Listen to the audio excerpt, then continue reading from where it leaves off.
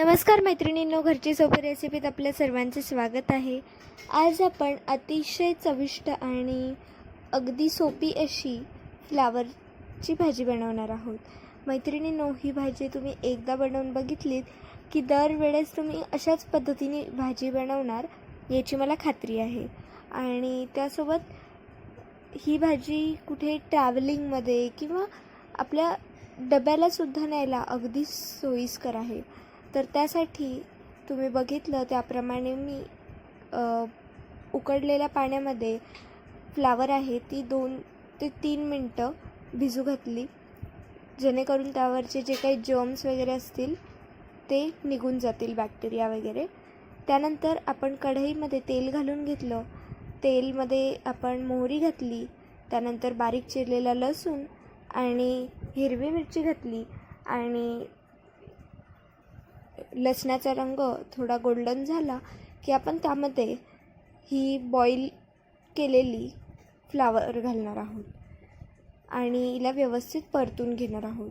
सोबत या ठिकाणी बघा, मी 2 मीडियम साईजचे बटाटे आहेत, त्यांना मीडियम साईजचं काट करून घेतलेलं आहे। तुम्ही पीसेस बघूच शकतात की आपण किती साईजचे पीसेस घ्यायचे आहेत बटाट्याचे। त्यानंतर आपण यामध्ये हळद घालून घ्यायची आहे आणि व्यवस्थित आपण ह्या भाजीला परतून घेणार आहोत।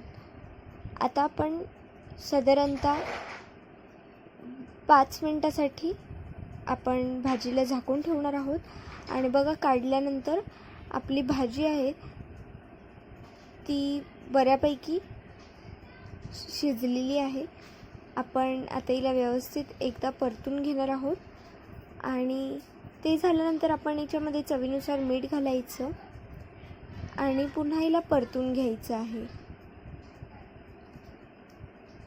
मीठ सगळीकडे व्यवस्थित स्प्रेड झालं पाहिजे यासाठी आपण व्यवस्थित परतून घ्यायचं आहे।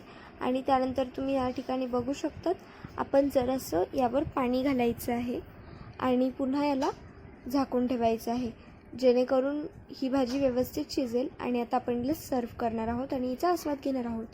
तर रेसिपी कशी वाटली कमेंट करून कळवा। आवडली असेल तर व्हिडिओला लाईक करा, चॅनलला सबस्क्राईब करा।